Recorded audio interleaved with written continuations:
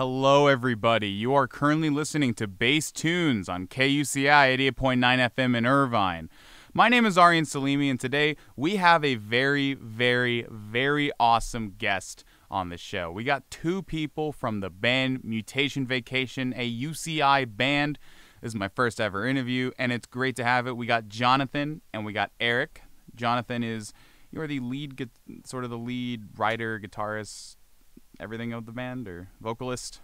A lot of stuff for the band. And we got the bassist here, Eric. So, thank y'all so much for coming on. How y'all doing?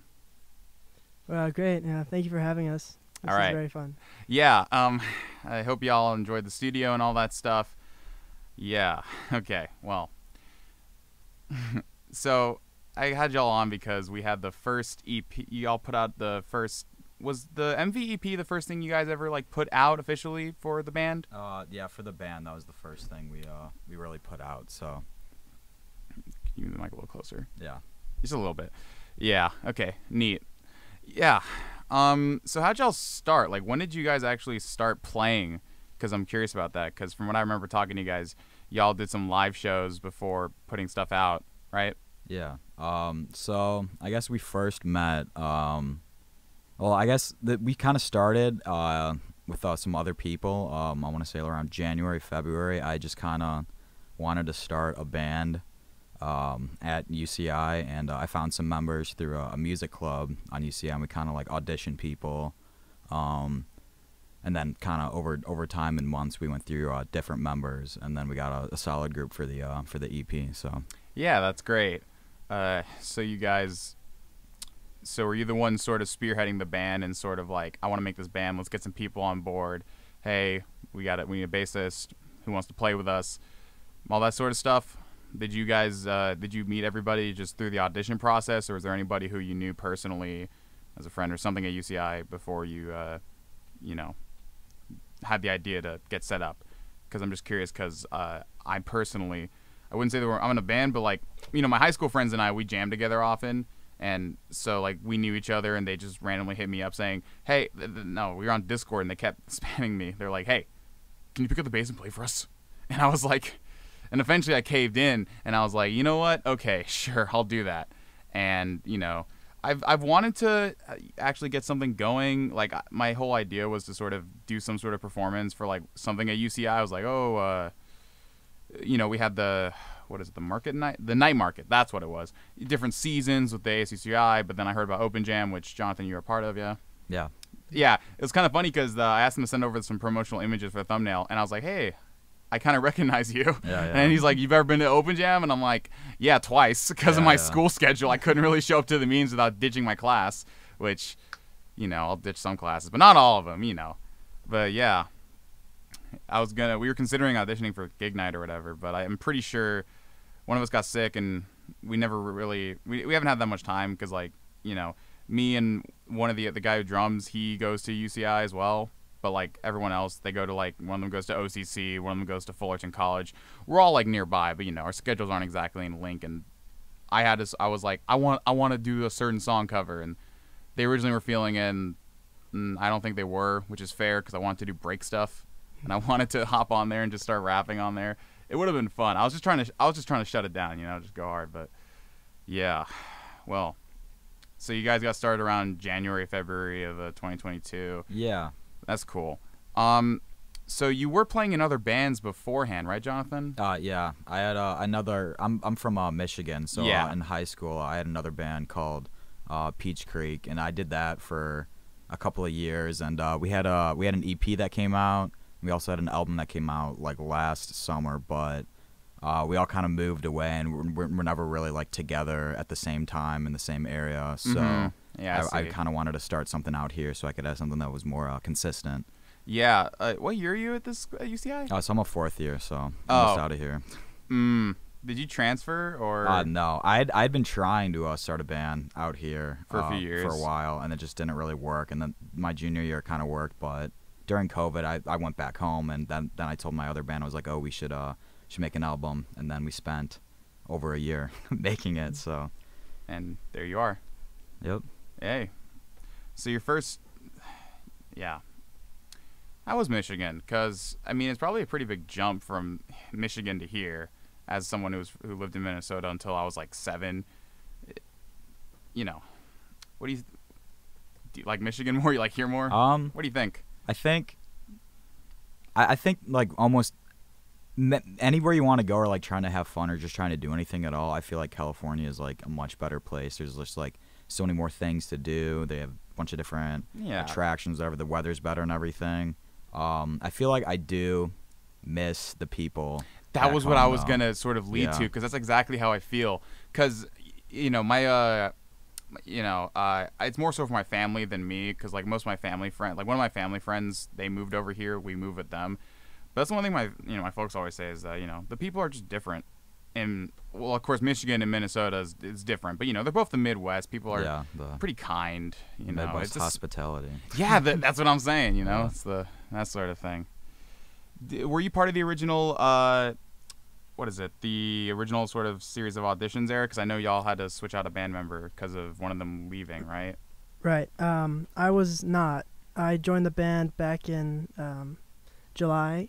Was it July or was it? It was a little bit before. It was right before the DiPiazza's show, right?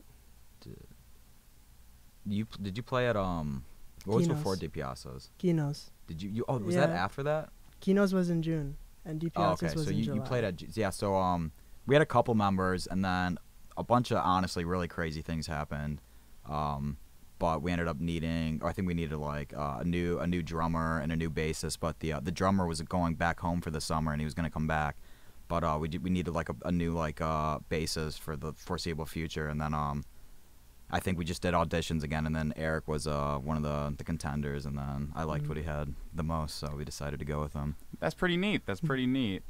Yeah, I feel like it could be kind of stressful doing an audition process, but I hope that you had it in a pretty sort of not like casual, non-formal way, but you know what I mean? Because I feel like there's like two things with members of a band. It's a mix of like both commitment. It's not just your talent. I feel like a lot of it's your commitment and willing to show up on time. I think I read this. I watched like a little YouTube video a few days ago where it's like it's not just like you can have like you can have the coolest, most like technically skilled, artistically talented person, but if they're really hard to work with and they don't have like I guess the word's like clout, you know, it's like let's say you're like Kanye West or something like that. You have maybe not anymore, but you had you had that sort of status. You had that clout, but if you're just like a bassist, if you're just not being a bassist player, I'm a bassist, but you know what I mean? Like if you're just like a member who just plays an instrument, you're not on like an auteur. So a lot of it is commitment. I feel like it's a lot of things in life too. It's not just your talent or whatever. It's the amount of work and dedication and just consistency. So you know, when did you guys first start playing music at all? Because I mean, when did you first pick up the bass? I'm curious about that, Eric. Yeah, so I'm classically trained. I started in playing violin back in 3rd grade. Oh, really? That's neat. So I did that until 6th grade. Back around in middle school, I switched to viola and then later upright bass. And I still continue upright bass in orchestra here. Oh, I didn't. Yeah, it's awesome. Sometimes I forget that like a lot of the stuff in high school where it's like orchestra or choir, because I did choir for a long time. I forget that like UCI has that sort of stuff. Yeah. Because last year I was gonna audition, but I just for one of the a cappella groups. I didn't know we had like a traditional choir here. But like I just totally forgot about that. But that's pretty neat. Yeah. I picked up the electric bass. I think it's almost 2 years now. It just came pretty naturally to me. The upright bass transferring to the electric bass. Yeah, so I was thinking that bass. I'm not 100%. I can't picture an upright bass in my mind, to be honest with you, because I haven't done orchestra. Yeah. I wasn't really musically trained. Like it's one of the big boys. Yeah, I would assume it's one of the big boys. Yeah. But it's just like, how do you play that? It's like the thing over the string, or you just plucking it with your fingers. Yeah. Curious about the bass. Do you pluck? Do you like use use a pick, or do you just use your fingers? Generally, when you play with, let's say, MV, for example. Yeah. So, I am proficient on both. I play with fingers more, but I kind of determine that based on the song. Yeah, because I feel like they do have a different sort of sound. Yeah. I was just sort of thinking about that when I was like learning bass. Well, not really learning bass, but I was like, oh, what song should I do? And I was like, oh, My Own Summer, Shove It. Like, that. Aside from having to tune the guitar down very heavily, it's a pretty sorry, one note, one string thing. But yeah, it's like, oh, because like walking is really tough. That's one thing my friend really told me because he played bass. Was like, you got to learn how to walk, and I still know how to walk. So I'm more of a picker. But yeah. How about you, Jonathan? When did you first start getting musically anything? I guess I mean I was in band in like elementary school. And I just played trumpet, and I did that all the way through high school, but I kind of hated it. But I just like the friends that I made through it. But I got stuck in. That's the thing with a lot of clubs and stuff like that, especially when you're like a kid in like elementary or middle or whatever. It's something that you just sort of like start when you're a kid because you're like folks might just like nudge you into it, or you might want to do it, but you know sometimes it can be really strenuous and annoying, and the people might suck, but some of the people might be good, and that's sort of the benefit of that. Yeah. Then I think I picked up guitar in like 7th or 8th grade, and I took lessons for about a year, and then I stopped because I only played whenever I had like my lessons, so I wasn't really getting anywhere. And then I think it was like a couple years later, one of my friends was like, oh, we should start a band. And then I was like, okay, and then we did that, and then that band was not good. First one ever is. Yeah. And then a couple years later, I just started playing with more people, and then I made the Peach Creek, and I just started playing it because it was like fun, and I just got better. But I guess I've been playing for probably like 8-9 years now. So well, there you go. That's a big thing. I feel like a lot of people might be like, I want to start a band or something like that, but you definitely have to have the I don't know, I feel like, you know, to get somewhere it takes a lot of trying and failing. Yeah. And I don't know if, I'm not even saying that like, let's say Peach Creek failed or anything, I'm not sure, right? But like, you know, it's a sort of an iterative process to get to where you are now, right? I mean, y'all got an EP out, y'all got a show this Sunday. It's good that y'all are back. When did the EP start being made? When did y'all start work on that? So I just think I think the main reason why I wanted to put out music was because in the new band, I really wanted to just play more live shows. But I felt like it was really hard to get people interested if there was like no music out. Yeah, already. That's true. People like, especially with live shows, I feel like if, you know, I mean, I'm not a huge casual concert goer. I only really go to shows for like artists that I know of. But a lot of times people would you have to either win them or you have to have already won them. And it's definitely easier to to have won them if you have something out there and you have a following where it's like not just, you know, you're at like a show for some artist and they're like, here's this opener, and you're like, yeah, but when's so and so gonna come on? That's how I felt sometimes. But yeah, was that something that you didn't do on your previous band attempts, Jonathan? I mean, the first one, I just like playing, and I'm like, oh, like I made some songs. I was like really new to songwriting. I didn't really know what I was doing, and then we put out some stuff, and that was really fun. And then I just had a lot of more songs for the other one. But then the main point, I think, of MB was like, we're just gonna kind of take because I had some other songs. So I feel like when I'm thinking of a project, I really want to have it be like cohesive, and have the whole thing like sound, because I feel like I haven't been able to do that in the past, that I'm like, that's going to take forever starting right now. So what if we just kind of take some random stuff that wouldn't really fit with other songs on another project and just kind of throw them together? I feel like the EP is more of like a bundle of singles rather than an actual That's really how I felt when listening project. To it, because I feel like they all sort of, I wouldn't say it's scattershot, but there's definitely a lot of variety on there. Whereas, like, I just remember the jump from track 1 to 2, or 2 weeks, just, I kept saying this, and I don't know if it's true or not, but it sounded like Descendants to me, or maybe as like the bridge is surf rock, and I like that little bridge with the harmonics, I don't remember the exact pitch of it, but I like the harmonics, I like the harmony on that. But in the next song, you just hear like math rock guitars, and I'm like, okay, so American. Obviously, there's other math rock bands, but knowing me and my relatively small array of musical knowledge, I'm like, American football. Yeah, I think the guitarist definitely. Well, he likes a lot of Midwest emo, but that's definitely probably an inspiration. American football, some other. I mean, they're one of the greats for Midwest emo, so it makes sense. But obviously, there's other Midwest emo bands out there that I don't know the names of, but I know they exist because, you know, one song isn't it that.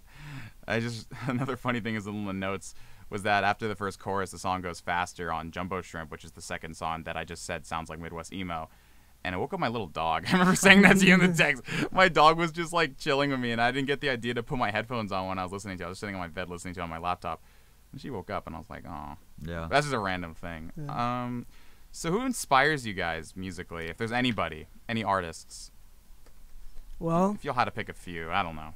Because it's obviously the first album was sort of like the first EP was a bit of just a mix of different styles and different things that you guys wanted to do, just to get something out there. Well, I guess for me, a lot of stuff.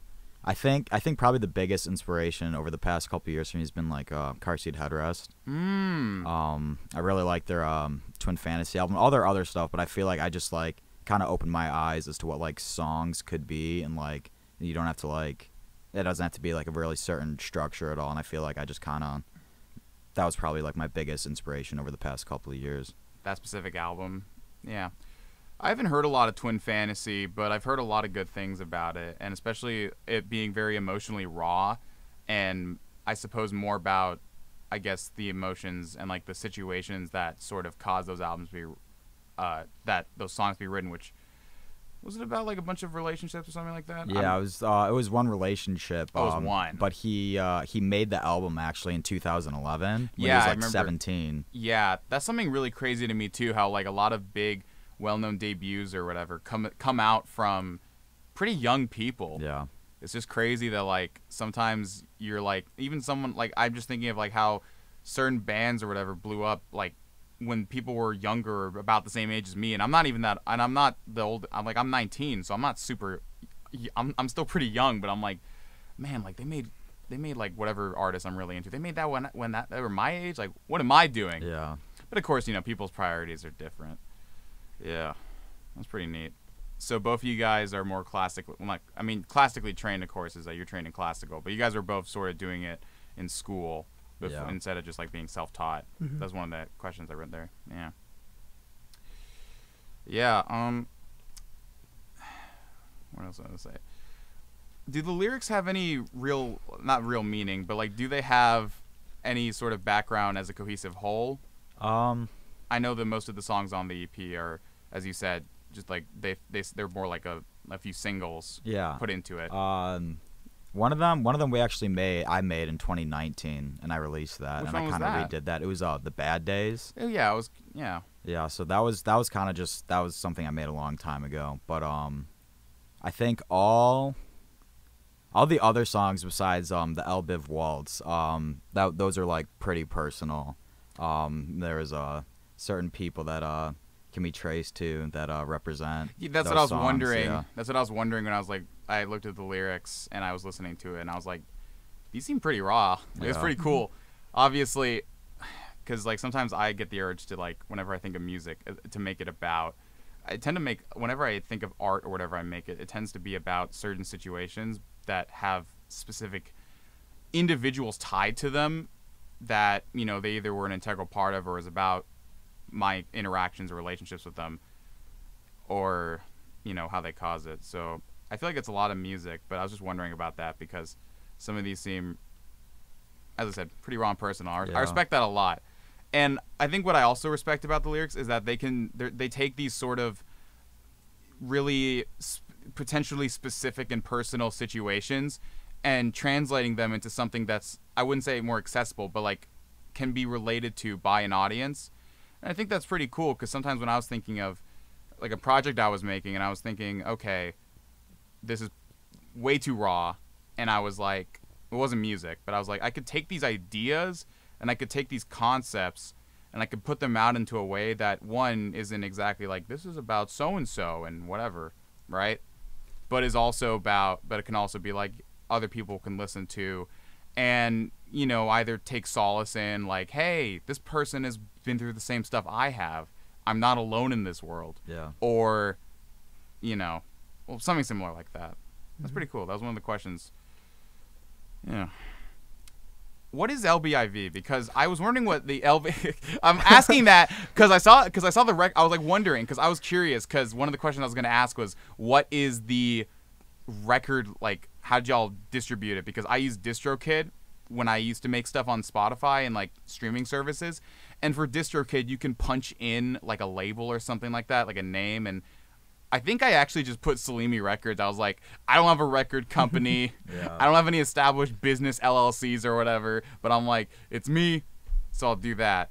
Is LBIV something similar to that? Because it was LBIV Records on wherever the copyright is, and, and then on the song is the LBIV Waltz. So we did DistroKid as well. So It's pretty we were able to put in whatever. And we kind of were wanting to do LBIV Records or Studios. I don't even remember what we did. I think it was LBIV Records. Yeah. So we did that. We thought that was kind of funny. But then the last song, I feel like always at the end of the process, I find it really hard to like find like song names because I normally have a demo thing and it's just kind of like a stupid name that represents the song, and we want like an official name, and we were struggling for like a week or two trying to name the last song.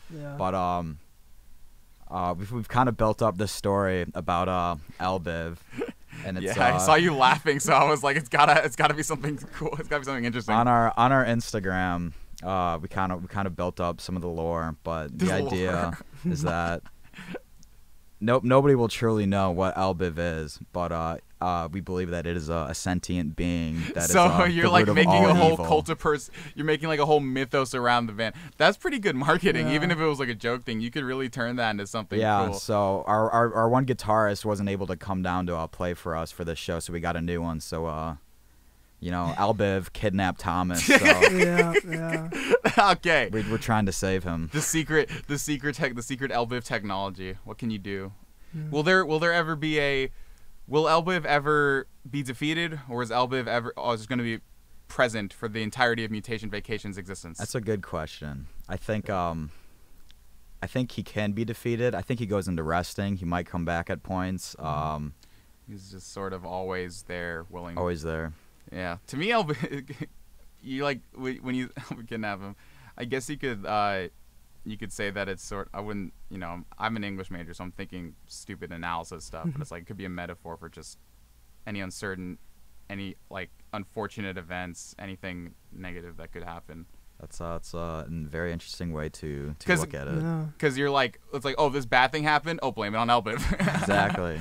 Was it just like a sort of just like joke you guys came up with randomly? There is a thing behind LBIV that we will not be disclosing, but I'm not asking. Well, hey, it's all good though. Yeah, but we were like, we should make this whole idea and story behind it and just keep making it like super ridiculous and really stupid because it's funny.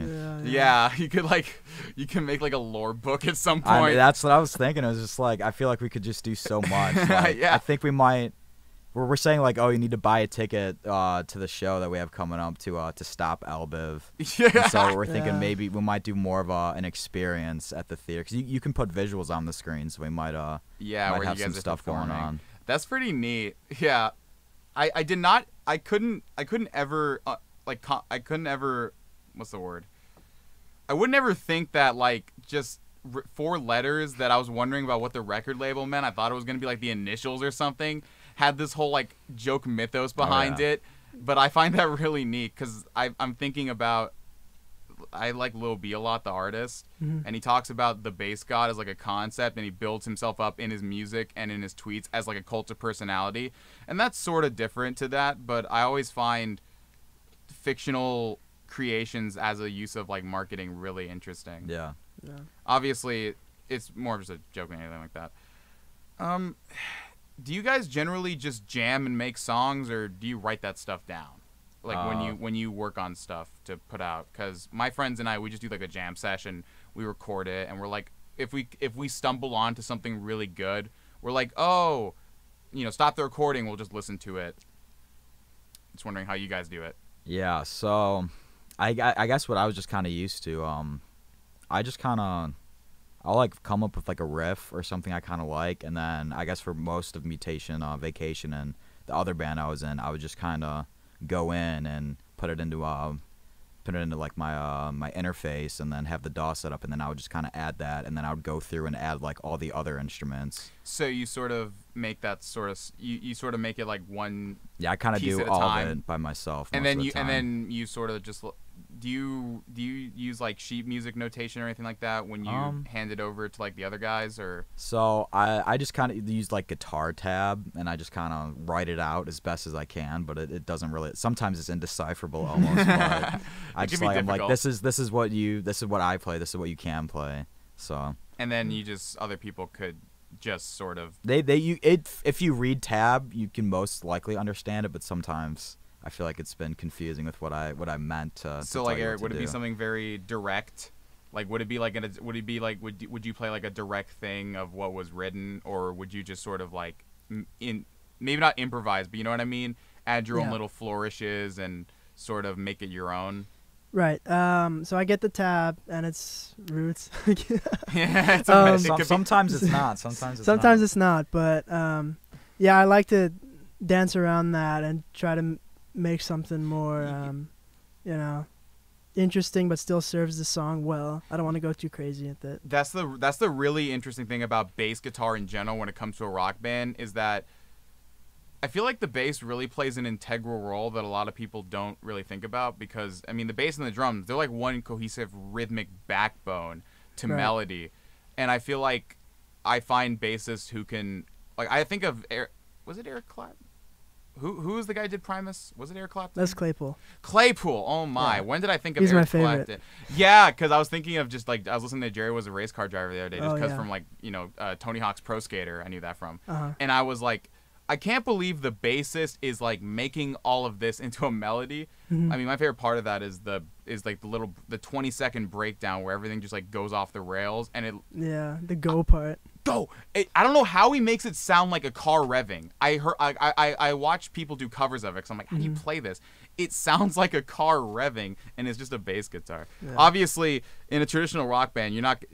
That's not Les Claypool. Les Claypool is Les Claypool, and he's just gonna do whatever he wants to do, and people are gonna follow him, Yeah. or else Elbiv, or else Elbiv. Or else That's all people get you. Yeah. Yeah, you can take it in. Yeah. I think that's about the time we have.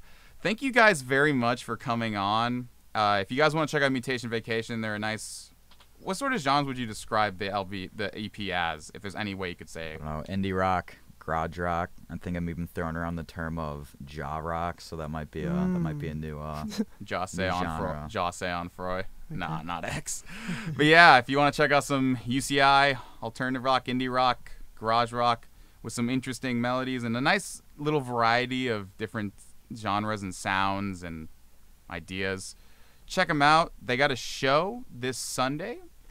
More details about that on their Instagram, which is Mutation Vacation, all one word, all lowercase, no underscores or anything like that. And if you want to check me out on Instagram, potentially hop on an interview or just say hello, or check out when the next broadcast might be next week. I'm probably going to be talking about the music of Sonic the Hedgehog because Sonic Frontiers came out last week, and I've been enjoying it. Or not even last week, it was 3 days ago. My bad. But yeah, follow me on BASEDTUNESKUCI. And thank you guys very much. And be sure to check out Mutation Vacation on Instagram and their EP MV on streaming services. I was going to say Spotify, but there's other stuff than Spotify too. Shout out to my Apple Music listeners. Have a good day.